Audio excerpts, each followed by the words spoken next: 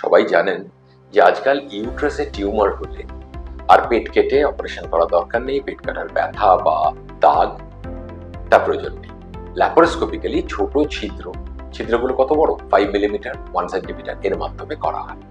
ফলে ব্যথাও কম, হার্নিয়ার চান্স নেই, ব্লাড লস কম হয়।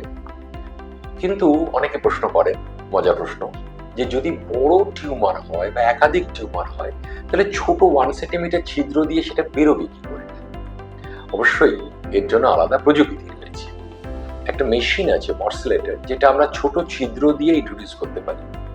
এই মেশিনের কাজ হচ্ছে বড় টিউমার বা মাল্টিপল টিউমারকে ছোট ছোট স্ট্রিপ বা পিসে কেটে ফেলা।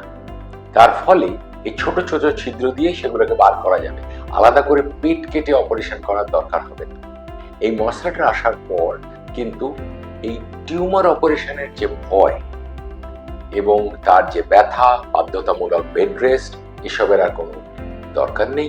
পেশেন্ট সেম ডেতে হাঁটাচলা করছে এবং সেম ডেতে নর্মাল ডায়েট খাচ্ছে, পরদিন সকালে বাড়ি চলে যাচ্ছে। তাই আজকে আমার দিক থেকে মেসেজ, যদি টিউমার বড় হয় বা মাল্টিপলও হয় তাহলে এই মর্সেলেটরের জন্য আমরা ল্যাপারোস্কোপিক্যালি করতে পারছি।